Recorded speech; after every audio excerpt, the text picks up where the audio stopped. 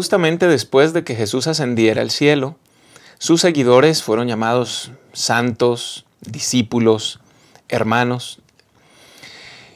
Sería después en Antioquía que finalmente se les conocería como cristianos.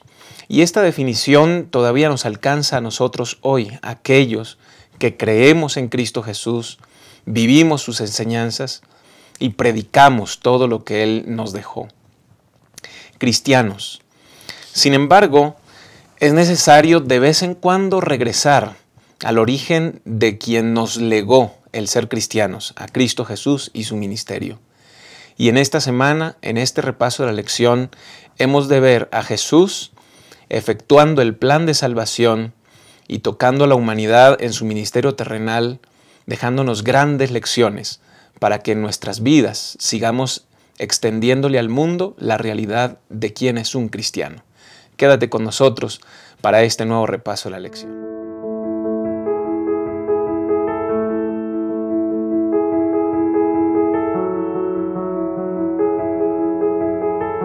Gracias por acompañarnos y estar aquí para que juntos podamos seguir creciendo en su palabra, en la palabra de Dios. Hemos llegado a la lección número 7 y hemos de iniciar Jesús y los necesitados.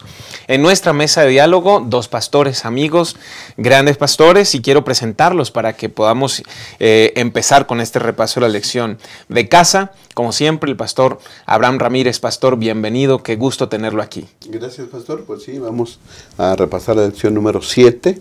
Jesús y los necesitados, y vamos a ver la misión que vino a cumplir el Señor Jesús con los más necesitados en esta tierra, ¿no? Valiosas enseñanzas seguramente hemos de aprender. Gracias por acompañarnos. También tenemos en nuestra mesa de diálogo al pastor César Sánchez, quien es editor de Gema. Pastor, bienvenido, qué gusto tenerlo con nosotros. Muchas gracias, pastor, por la invitación. Qué bueno que va a poder apoyarnos con sus comentarios. Y bueno, hemos preparado para ustedes un bosquejo y quiero compartirles los 3 puntos. El primero, salvación anunciada. Segundo punto, salvación encarnada. Y último y tercer punto, salvación consumada. Antes de iniciar con este repaso, quisiera invitarles para que juntos podamos inclinar el rostro y pedir la conducción de Dios en este repaso de la lección. Bondadoso Dios, te alabamos y te glorificamos, Señor, porque tú eres digno. Gracias por la vida y por la oportunidad de tener tu palabra y en ella encontrar a Cristo Jesús. Señor, hemos de tomar un tiempo para este repaso de la lección, pero no queremos hacer nada sin estar seguros de que tu Espíritu Santo va a estar guiando cada comentario, cada idea presentada, Señor, pero sobre todo también vayas guiando a quienes nos siguen en este repaso de la lección para que sus mentes y sus corazones puedan estar receptivas a este mensaje de esta lección. Estamos convencidos de que nos vas a acompañar no por ser dignos, sino por pedirlo con humildad en el nombre de Cristo Jesús. Amén. Lección número 7, Jesús y los necesitados. Primer tópico, salvación anunciada.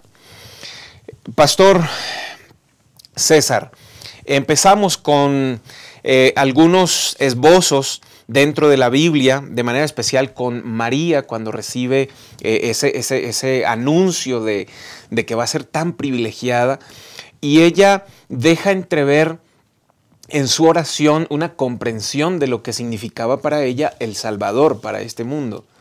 ¿Cómo podemos empezar a ver que la salvación que Cristo Jesús viene a ejecutar ya tenía un anuncio previo y la mente de María así parece ser que lo asienta? Sí, es interesante el papel que juega esta mujer. Se aplica el dicho de aquel filósofo que señaló la mano que mece la cuna es la mano que mece el mundo. Se aplica a ella, claro, definitivamente. Tiene una responsabilidad tremenda. Desde muchos puntos de vista, resalta su figura en el Nuevo Testamento. Número uno, por ser mujer. En una sociedad donde el hombre sobresale, donde por ejemplo en las genealogías, en el caso de Mateo 1, el énfasis es el padre, ¿no? O sea, el padre engendró a tal y este a tal y es la línea del varón, ¿verdad? El primogénito.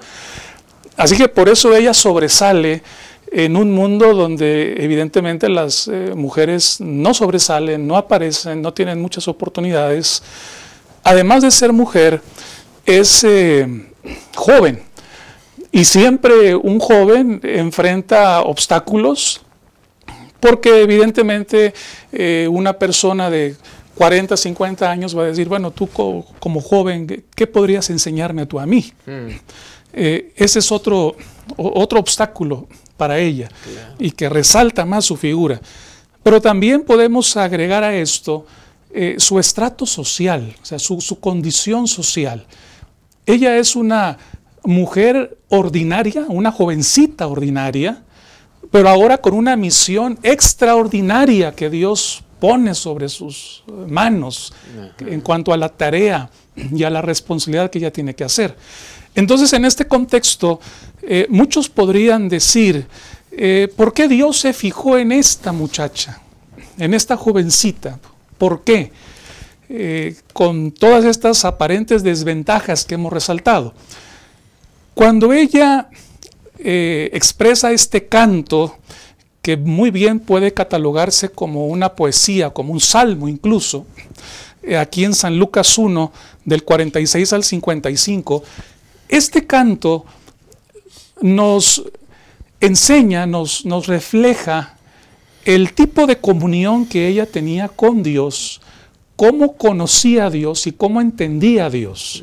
Así que esta mujer, esta jovencita, es una muchachita rica en fe, tiene una vida espiritual viva con Dios, donde ella canta a Dios, donde ella ora a Dios, donde ella tiene una gran confianza en Dios, de tal manera que cuando le llega el anuncio primero a ella, tú serás la madre del Mesías, que era el anhelo de muchas mujeres del momento, claro, de la época.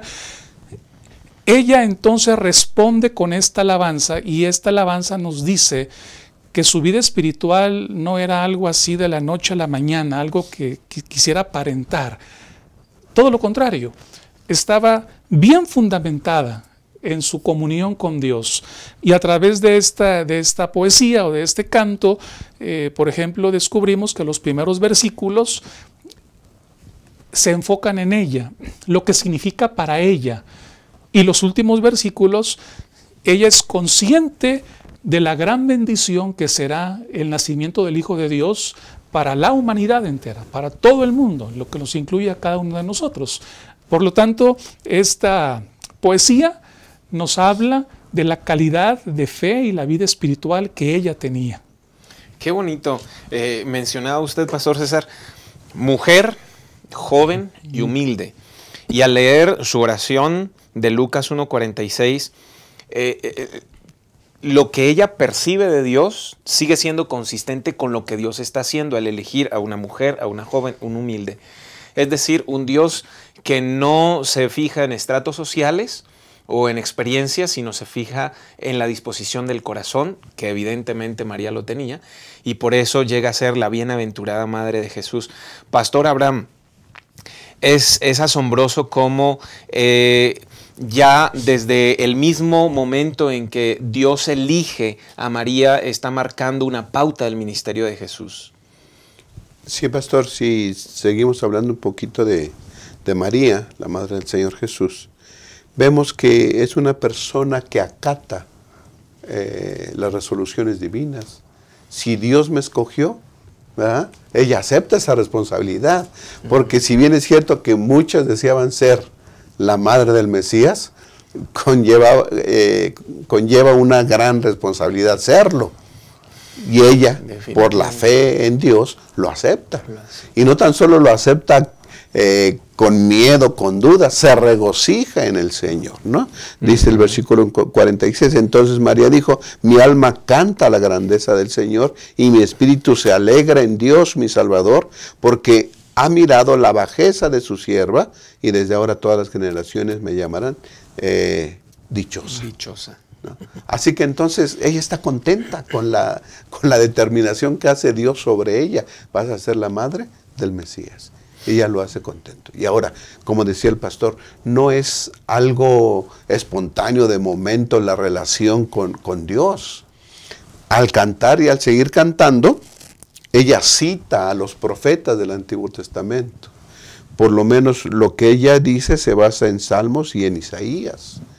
De que cuando viniera el Salvador, el Mesías, lo que iba a hacer y su obra, ¿no?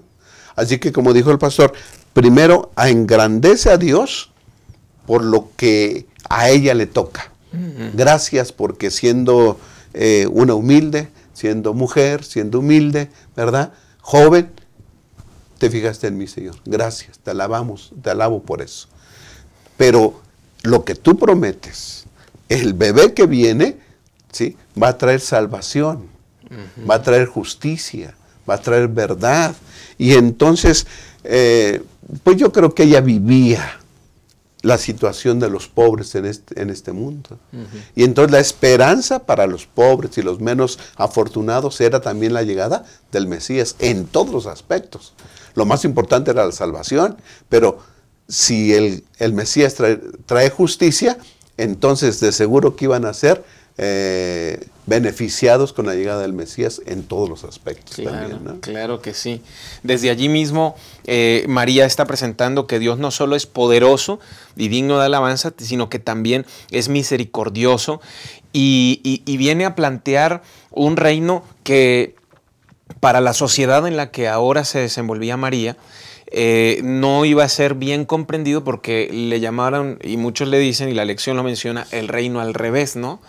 Porque viene a presentar en la práctica lo que Isaías en el capítulo 61 viene a mencionar con respecto del proclamar libertad a los cautivos y consolar a todos los que lloran.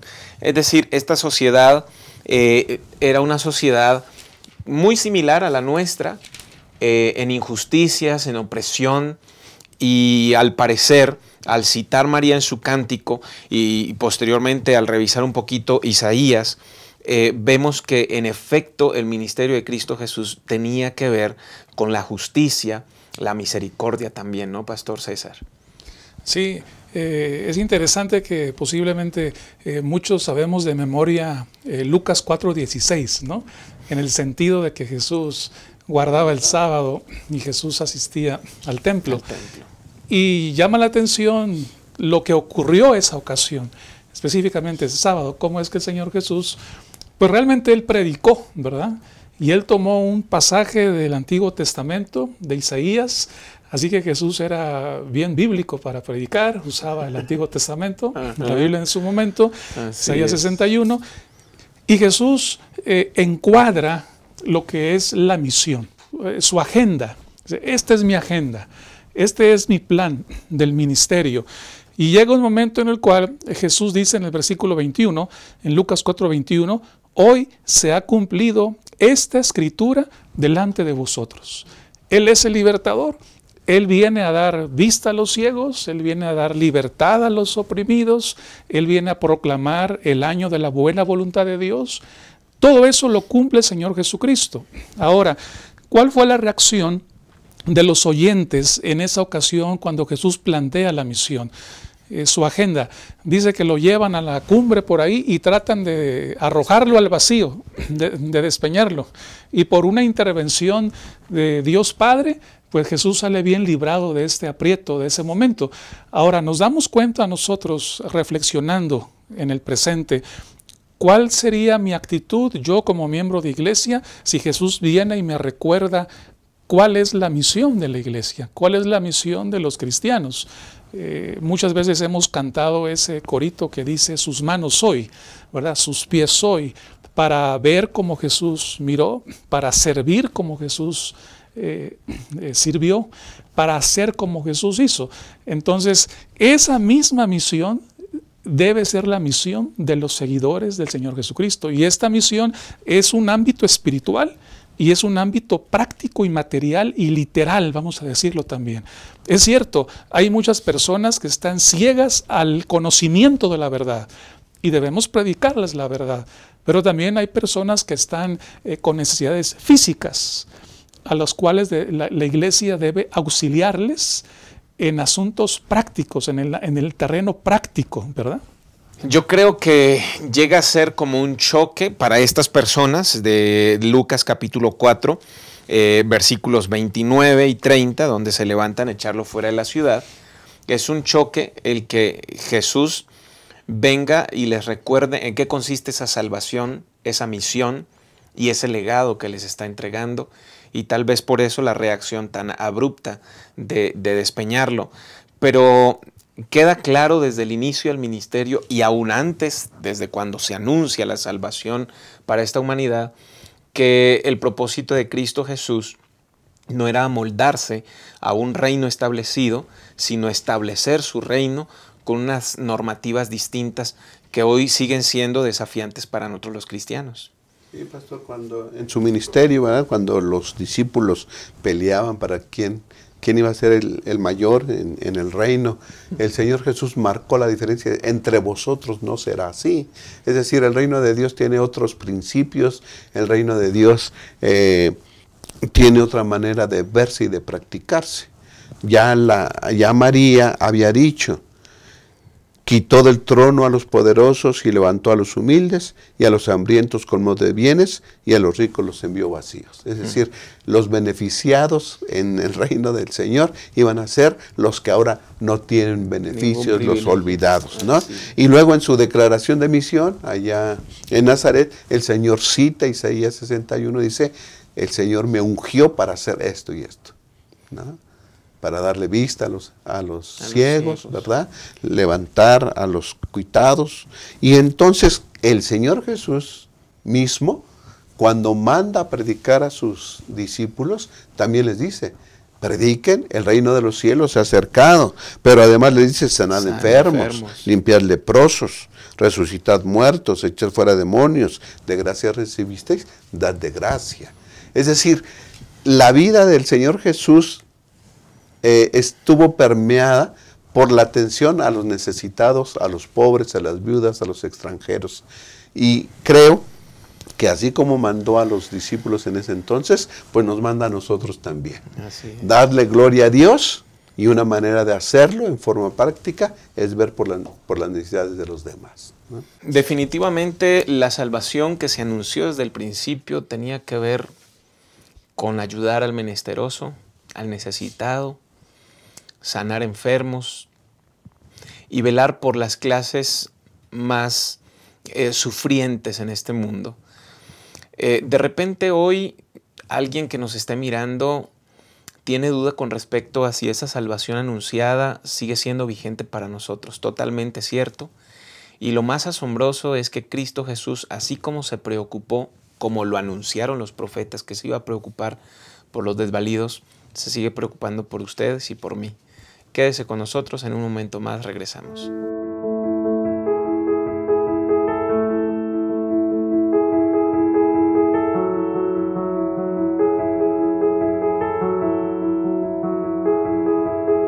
Gracias por seguir con nosotros en este repaso de la lección número 7, Jesús y los necesitados. Hemos visto la salvación anunciada y todo lo que se anunció de Cristo Jesús, incluso lo que Jesús mismo dijo de sí en su sermón ese sábado, ahora se va a evidenciar en una vida práctica, porque esa salvación anunciada se encarna y va más allá de las palabras, Pastor César, y entonces vemos a Jesús moviéndose entre la gente. ¿Y cómo es su ministerio? ¿Qué legado nos deja? Hay una palabra, considero clave, la registran los evangelios, es la palabra compasión. Jesús fue movido por la compasión. Y la compasión es empatía y algo más. Es decir, empatía, pero también hacer lo que la persona puede hacer para aliviar o subsanar una situación. De tal manera que el Señor Jesucristo veía con compasión a la gente. Y es importante clarificar el concepto en nuestra mente, porque no es tener una lástima por una situación desagradable, ni tampoco es simplemente simpatizar en un sentimiento por una situación también caótica en un dado caso. El Señor Jesús veía a alguien que tenía hambre, por ejemplo, y eso lo movía a él a multiplicar el pan, ¿verdad? Haciendo alusión al milagro que Jesús realizó. Ahora también descubrimos que cuando Jesús ejemplifica lo que estaba profetizado desde Isaías, y cuando Jesús toca al leproso, cuando Jesús sana al enfermo con la palabra o con el tacto de alguna manera, el Señor Jesús siempre ministró como una señal para que la gente comprendiera que Él era el Mesías largamente esperado, que traía también la salvación eterna, la vida eterna. Específicamente el Evangelio de San Juan. El Evangelio de San Juan resalta o menciona 7 milagros que Jesús realizó, muy bien elegidos. Y después de cada milagro, el evangelista hace la anotación ahí: esta fue la primera señal, y esta fue la segunda señal, y esta fue el tal número de señal. Como un ejemplo, San Juan 4:54 termina así, dice Juan 4:54, esta segunda señal hizo Jesús cuando fue de Judea a Galilea. Este es el cierre de un milagro, y cada milagro termina con esa expresión. Esta fue, en este caso, la segunda señal. ¿Qué nos indica esto? Nos indica que cuando Jesús hacía un milagro, Jesús no solamente lo hacía para que una persona como Lázaro, después de la resurrección, viviera 20 o 30 años más. O cuando Jesús multiplicó el pan y la gente incluso se lleva alimento a su casa, no solamente lo hizo para que hubiera alimento en la despensa para unos 3 o 4 días más. Jesús hizo el milagro para que a Él lo vieran como la fuente de vida, para que a Él lo vieran como el pan de vida que iba a durar más que esos panes y esos pescaditos, para que a Él lo vieran como el Salvador de cada una de las personas que era bendecido con un milagro para subsistir unos días más en esta tierra. Por lo tanto, el Señor aprovecha los milagros y aprovecha la ayuda que le brinda a las personas para que la gente vea en Él el cumplimiento de lo que los profetas habían anunciado antes. Es el camino de la vida eterna. Claro, interesante, porque entonces van de la mano la salvación y la vida práctica, una solución práctica a una necesidad presente, pero al mismo tiempo, al momento de cubrir esa necesidad o suplir esa necesidad, Jesús intencionalmente lo hace para proyectar el ministerio que vino a desarrollar, que es salvación y vida eterna. Y todas las personas eran beneficiadas, ¿no? Claro. O sea, una persona con una necesidad material, como alguien que no tuviera una necesidad material, de una condición económica más favorable. Claro. Porque debemos recordar que la pobreza en sí, materialmente hablando o económicamente hablando, no conlleva ninguna virtud. O sea, no hay ninguna virtud porque yo soy pobre materialmente hablando. Pero todos, el rico, el pobre, quien sea, tenemos un problema de naturaleza, el cual puede ser transformado mediante un milagro que Dios obra en nosotros, y de eso todos estamos necesitados, y en ese sentido todos somos pobres y necesitamos la intervención divina. Divina. Qué bonito. Pastor Abraham. Sí, pastor. A mí me gustaría comentar un poquito más acerca de esa palabra que utilizó el pastor, que sintió el Señor Jesús, que compasión, ¿no? En Mateo se habla 3 veces acerca de eso. Dice en Mateo capítulo 9, versículo 36, al ver a las multitudes, sintió compasión de ellas, porque estaban desamparadas y dispersas como ovejas sin pastor, ¿no? Personas que no sabían cómo vivir, cómo salir de la situación, estaban desamparadas. Nadie les extendía la mano en ayuda y no sabían qué hacer. Y el Señor Jesús, al percatarse de esa necesidad y de esa manera de vivir sin rumbo, tuvo compasión de ellos, ¿no? San Mateo 14:14 dice, al salir vio Jesús una gran multitud, sintió compasión de ellos y sanó a los que estaban enfermos. Aquí vemos una situación también, me imagino enfermedades que habían tal vez deformado el cuerpo y que las personas hacían presente su necesidad de sanidad, ¿verdad? Y el Señor Jesús tuvo compasión y la sanó a todos.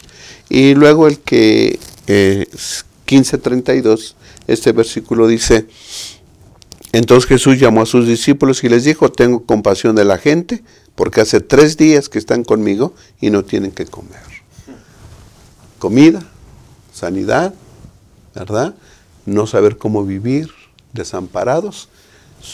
Cuando el Señor Jesús veía eso, entonces Él sentía compasión. El Señor Jesús vino a manifestar el carácter de Dios. Él nos vino a decir cómo es Dios, ¿verdad? Y si el Señor Jesús tuvo compasión de todas esas personas y de todos nosotros, nuestro Padre Celestial también es un Dios compasivo, bondadoso y misericordioso.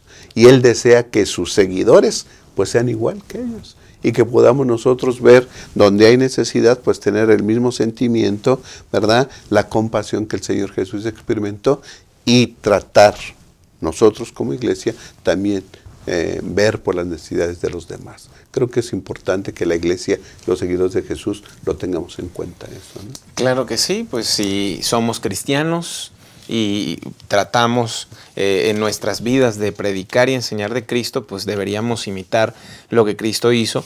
Me llamó la atención también que dentro del ministerio de Jesús, si bien Él sana, ayuda, siente compasión, empatía con las necesidades de los más oprimidos, ese no es el propósito único o último de Jesús, sino que siempre conlleva ese ministerio de sanidad, de apoyo a las necesidades, conlleva también el presentar las buenas nuevas de salvación y vida eterna, ¿no? Genera un contraste, ¿no? Un contraste entre los que estaban a cargo del templo y la realidad que Jesús viene a vivir y a presentar de forma encarnada, ¿no? Sí, realmente siguiendo con la misma línea de las señales que Jesús hacía, o sea, la gente que estaba conectada con la Biblia de su tiempo, que era el Antiguo Testamento, inmediatamente identificaban: esto que este hombre está haciendo es lo que los profetas ya escribieron, habían dicho y escribieron. La gente que estaba conectada. Ahora, es interesante que los evangelios registran 38 milagros de Jesús. Unos más, otros menos, porque Juan solamente refiere 7, pero hay un solo milagro de todos estos que está en los 4 evangelios, que es cuando Jesús multiplica el pan, cuando Él multiplica el pan para alimentar a 5,000 hombres. Ese está en los 4 evangelios. Quizás eso impactó tanto a los discípulos que los 4 quisieron registrarlo, ¿no? Claro. Pero también hay un evento de Jesús que está en los 4 evangelios, y es la purificación del templo. En el caso de Mateo, Marcos y Lucas hacen referencia a cuando Jesús lo hizo casi al final de su ministerio.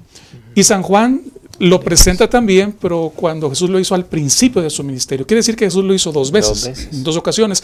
Pero lo interesante es que los 4 lo presentan. Claro. ¿Esto qué nos indica? Nos indica que ese momento de Jesús, vemos aquí a un Jesús con una santa ira, un Jesús sacudido porque están tergiversando la verdad, están eclipsando el maravilloso plan de salvación y no permiten que el templo transmita las buenas nuevas de salvación. Y que el pecador que llega al templo se vaya con lo que tiene que irse, ¿no? Exacto. Con perdón y un sentimiento distinto. Más bien, se iban con las bolsas vacías. Y enojados en muchas ocasiones. Enojados. Entonces, aquí descubrimos nosotros que este pasaje nos muestra a Jesús en una faceta donde también está dando una señal de cómo es Dios. Dios es como lo presenta Jesús multiplicando el pan, como también lo presenta Jesús purificando el templo. La misericordia y la justicia, ahí está. Entonces, aquí una vez más nos damos cuenta que hay muchas personas que a lo mejor no reconocieron a Jesús cuando Jesús multiplica el pan, pero sí podrían reconocerlo cuando Jesús purifica el templo. Hay ocasiones en las cuales nuestros hijos, uno obedece con la voz suave, pero al otro hay que levantarle la voz para que obedezca. Y cuando Jesús purifica el templo, Jesús está actuando también por misericordia y también por amor, y está levantando la voz para llamar a aquellos que son duros en su corazón y se despierten espiritualmente a una realidad. De tal manera que en los dos eventos, tanto en la multiplicación del pan como en la purificación, son señales que Jesús presenta para que si acaso alguno de ellos en algún momento leyó Salmos, Isaías o otro profeta, digan, aquí está el cumplimiento. Él es el Mesías esperado, no hay que esperar más, Él es el Hijo de Dios. Ajá. Tremendo, porque para muchos de repente el ver a Jesús volteando las mesas de los cambistas les provoca así como, ah, caray. Sin embargo, efectivamente, pastor, ese momento en el que se presentan ambas partes de Cristo Jesús y del plan de salvación y lo que consiste la salvación en el corazón humano. Sí, pastor, en ese tiempo los líderes religiosos habían reemplazado la adoración verdadera por comercio, ¿no? Y las personas que asistían al templo pues no se iban con ese mensaje de salvación, ni con la seguridad de salvación tal vez, ¿verdad? Y el Señor Jesús vino a poner orden. Y a mí me llaman dos cosas la atención. Uno, que dice el Señor Jesús, mi casa, casa de oración, será llamada para todos los pueblos. Es decir, está apelando a que gente de otras naciones vendrían a conocer al verdadero Dios y que esos líderes religiosos por su actitud le estaban cerrando la oportunidad. ¿Sí? Mi casa, casa de oración, era llamada de todas las naciones, era la invitación para que gente de otras naciones, de otros pueblos vinieran y conocieran al verdadero Dios, y con esta actitud le estaban cerrando. Una de las cosas que el Mesías haría, o que se predica por los profetas, es que se debe de proteger a los extranjeros. Se les debe dar su lugar para que conozcan precisamente al verdadero Dios. Y otra cosa que me llama la atención es que dice San Juan capítulo 2, versículo 14, dice, halló en el templo a los que vendían bueyes, ovejas y palomas, y a los cambistas ahí sentados. ¿No? Era un mercado. Total. Se vendían animales grandes, bueyes y ovejas, y también animales chicos, ¿no? ¿Para quiénes? Para los pobres, las palomas, ¿no? Y me llama la atención que en el versículo 16 dice, y a los que vendían palomas dijo, quitad esto de aquí y no hagáis un mercado de la casa de mi padre. O sea, primero dice que vendían bueyes, ovejas y palomas, y luego directamente a los que vendían palomas dice, quítense de aquí. ¿Y quiénes compraban las palomas? Los pobres, ¿no? Así que a mí esto me da a entender que el Señor ponía atención en todos, pues, pero sobre todo en los pobres que iban a buscar algo, ¿verdad? Si la sociedad no les daba algo, iban a buscarlo al templo con Dios, y ahí ni ahí lo encontraban, porque solamente eran extraviados en estas ventas en estas compras que tenían que realizar. Así que los extranjeros y los pobres, dos sectores afectados por la misma sociedad y también limitados por la religión que se vivía en ese entonces. Dios vino a poner orden en eso, ¿no? Qué bonito. Es muy fácil que nosotros en nuestra vida diaria podamos perder el rumbo de lo que significa ser cristianos. Mirando a Jesús, número uno, Jesús hablaba, pero hacía. Y esta mezcla presenta como un Salvador real, que no solo viene a decir, sino también viene a hacer, y viene a ser de una forma inclusiva para aquellos más necesitados.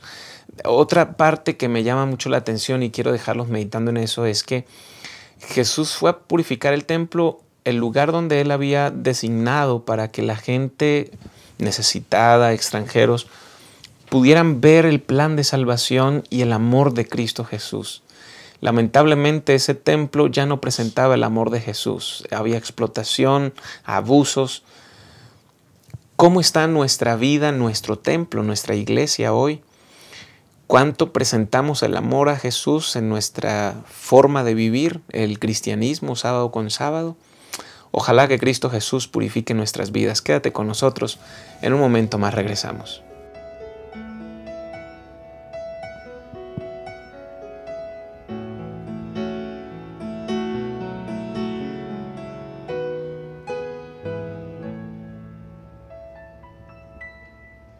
Estoy aquí, mas no quiero pedir, vengo a ti. Y no es para clamar de rodillas, estoy delante de ti. Oye, oh Dios, lo que voy a decir. Ya viví mucha desilusión, mas vencí. Sostenida por ti, yo percibí que cuidaste de mí y más de lo que pedí. Solo quiero agradecer, nada más, lo que no imaginé. Tú me das, no consigo entender, mas yo quiero agradecer. Señor, ya viví mucha desilusión, mas vencí. Sostenida por ti, yo percibí que cuidaste de mí, más de lo que pedí. Solo quiero agradecer, nada más, lo que no imaginé. Tú me das, no consigo entender, mas yo quiero agradecer. Solo quiero agradecer, nada más, lo que no imaginé. Tú me das, no consigo entender, mas yo quiero agradecer por lo que yo soy y lo que seré, porque ya luché y obtuve victoria, por lo que yo sé y lo que no entiendo. Yo quiero agradecer lo que ya pasó y lo que vendrá. Está en tus manos nuestra historia, por tanto amor, porque me creaste.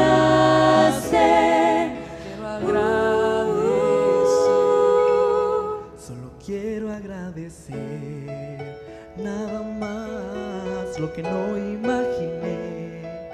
Tú me das, no consigo entender, mas yo quiero agradecer. Solo quiero agradecer, nada más, lo que no imaginé. Tú me das cómo entender, mas yo quiero agradecer.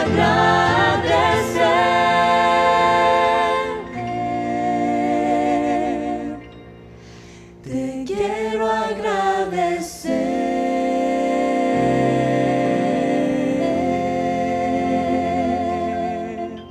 Gracias por seguir con nosotros en este repaso de la lección número 7, Jesús y los necesitados.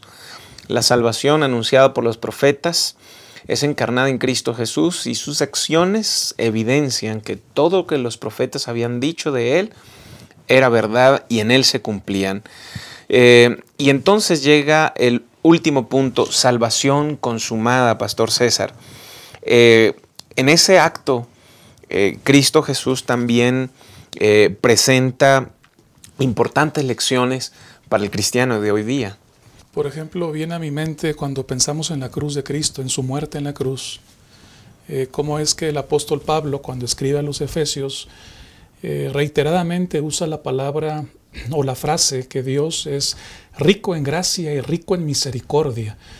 Y como es rico en esos atributos, está listo para concedernos de su gracia y de su misericordia a cada uno de nosotros para poder seguir adelante en medio de nuestras luchas y dificultades. ¿Y por qué es que Dios es rico? Jesús es rico en misericordia y gracia porque Él vino a probar a esta tierra lo más bajo, lo más profundo, lo peor en todos los sentidos. Porque Él experimentó el quebranto, experimentó el dolor en la cruz como de una enfermedad, la traición, todo eso lo experimentó el Señor Jesucristo. Por eso es que, por ejemplo, Hebreos 4:15 dice, no tenemos un sumo sacerdote que no pueda compadecerse de nuestras debilidades, sino uno que fue tentado en todo según nuestra semejanza, pero sin pecado. De tal manera que el Señor Jesús puede compadecerse de todas y cada una de nuestras debilidades, porque Él recorrió la senda que todos tenemos que recorrer en este mundo, pero sobre todo porque el Señor Jesús probó estas debilidades nuestras en un grado superlativo. Y entonces, cuando una persona enfrenta el dolor emocional, el dolor físico de cualquier índole, y vemos a Jesús desde que está en el huerto de Getsemaní hasta que exclama, consumado es, con su cuerpo lacerado, colgando y humillado de la cruz, descubrimos que el Señor Jesús efectivamente probó nuestras desdichas de una manera superlativa a lo que nosotros experimentamos. Y por eso hoy podemos ir con confianza al trono de la gracia y el Señor nos dará precisamente misericordia para seguir adelante ante los desafíos que el mundo nos presenta.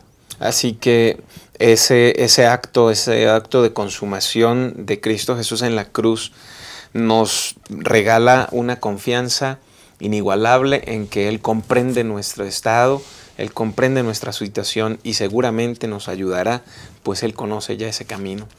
Pastor Abraham. Sí, pastor, se nos habla en Filipenses capítulo 2 acerca de la encarnación del Señor Jesús, ¿no? Siendo Él el Rey del universo, vino a esta tierra. Y podemos decir, bueno, siendo el Rey en el cielo, pues pudo encarnarse. Eso ya era una humillación. Pero, bueno, se humilló, ¿verdad? Se hizo humano, pero fue el más rico de este mundo. Y no fue así. No. O vivió en un palacio, y no fue así. O nació en cuna de oro, no fue así. Es decir, cuando Él determinó humillarse y ser semejante a nosotros, dice aquí que se humilló aún más, ¿sí? Y Él nació en una ciudad, ¿verdad?, que no tenía buena reputación, nació en un hogar pobre, ¿sí? Tuvo que mantenerse trabajando. Es decir, el Señor experimentó las injusticias que la sociedad pudiera determinar en ese entonces, ¿no?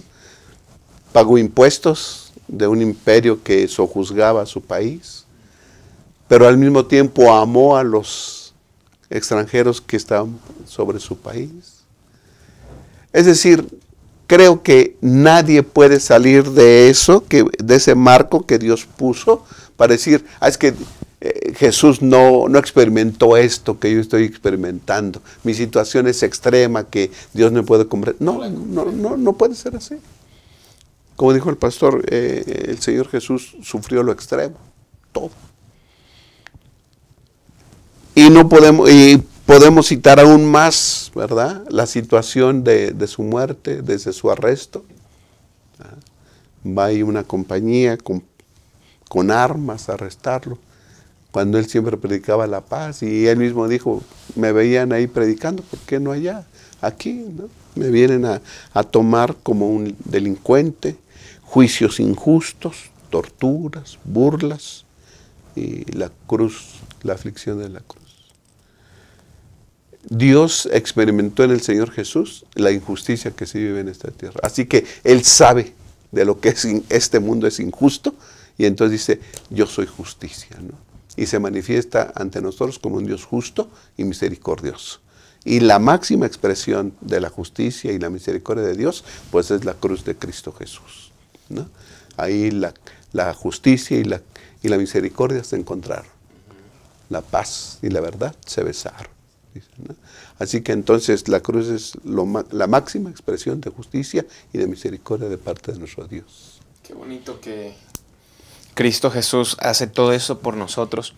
Yo no puedo dejar de pensar en que hasta aquí, durante toda esta lección que hemos repasado, hace un énfasis marcado en que Jesús venía con su plan de salvación y extendía su mano a las necesidades, a los cuitados, a las viudas, a los huérfanos, a los extranjeros. Pero de repente alguien que nos está viendo dice, bueno, yo ni soy extranjero, ni soy huérfano, ni soy viuda. Tengo recursos, me va bien, gracias a Dios. Pero la cruz deja en evidencia, Isaías 53:5, Él herido fue por nuestras transgresiones, molido por nuestras iniquidades.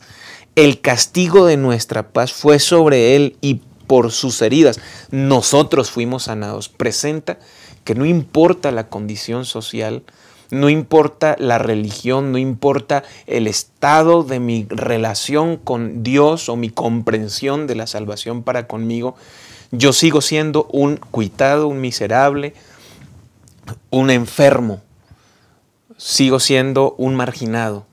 Y Cristo Jesús en la cruz extiende su amor para mí, pecador, que en mi situación de pecador sigo siendo un desvalido. Y qué precioso que Cristo Jesús extiende esto para que nosotros no nos olvidemos de que nuestra condición sin Él definitivamente no tiene esperanza. Hemos llegado a la conclusión de nuestro repaso de la lección y agradecemos mucho a quienes estuvieron en la mesa de diálogo. Pastor César, muchas gracias por estar, valiosos comentarios, muchas gracias. ¿Algún último comentario que quiera dejar en la mente de los que nos siguen? Considero que una de las lecciones primordiales de esta semana es que definitivamente la gente contemporánea de Jesús, la gente que fue testigo de su ministerio, que mejor pescó el mensaje, eran las personas que estaban conectadas con la escritura de ese tiempo. Y entonces aprovecharon el ministerio de Jesús y lo aceptaron. Y esto nos recuerda a nosotros que entre más familiarizados estemos con la palabra de Dios hoy, entre más le estudiemos día con día, mejor vamos a estar preparados entonces para enfrentar los desafíos, para saber qué decisión tomar en determinada disyuntiva y sobre todo para no ser entrampados al acercarse el momento en que Cristo vuelva por segunda vez. Y sobre todas las cosas, estar listos para cuando Cristo venga por segunda vez. O sea, la clave es estudiar la palabra de Dios y estar listos siempre, entonces alerta. Amén. Pues a estudiar la Biblia, Pastor. Muchas gracias por habernos acompañado. Pastor Abraham, un privilegio siempre estar con usted aquí. Muchas gracias. ¿Algún mensaje final? Sí, Pastor. El blanco de todo cristiano es ser semejantes a Cristo Jesús, la semejanza a Cristo Jesús, ¿no? Y entonces se nos presenta a través de la Santa Palabra, como decía el pastor, la vida de nuestro Señor Jesús, sus actos de amor y de misericordia. Y creo que debemos ser semejantes a Él, ¿no? Hemos de copiar sus actitudes, hemos de copiar su compasión, hemos de ser semejantes en cuanto a la actitud de asistir a los más necesitados. Creo que eso es, la iglesia hace lo que hacía el Señor Jesús, enseñaba, curaba y predicaba, ¿sí? Estamos hablando de sanar, de ver por las necesidades de los demás, pero esa es la forma práctica de predicar el Evangelio, ¿sí? Y también hemos de predicar a voz y en forma práctica la palabra del Señor y decir que aquel que murió en la cruz del Calvario pronto vendrá por nosotros, ¿ah? Para implantar su reino de justicia y de misericordia. Amén, amén.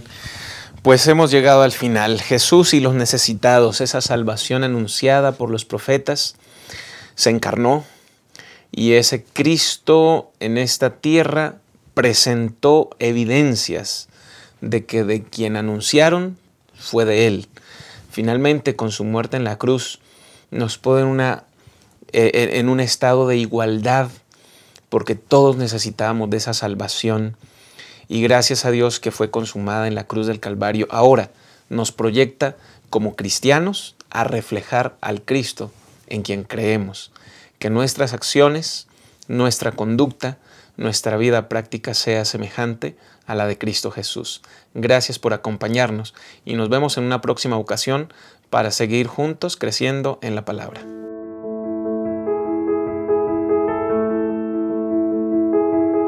La Reforma Protestante representa una de las épocas más extraordinarias de la historia del cristianismo. es una época maravillosa que marcó la historia de la Iglesia. Estudiar la Reforma hoy nos ayuda a entender y valorar nuestra propia experiencia espiritual. 500 años después, ¿dónde estamos como Iglesia? 500 años después, ¿iniciaría Martín Lutero una nueva reforma? Hoy te invito a estudiar los orígenes de la Reforma Protestante en esta maravillosa, breve y sencilla obra que te ayudará a entender los orígenes de uno de los movimientos más significativos de la historia de la Iglesia, para que entiendas mejor la palabra de Dios y compartas con otros los grandes valores de la Biblia. Búscalo en tus librerías Gema y adquiérelo hoy mismo.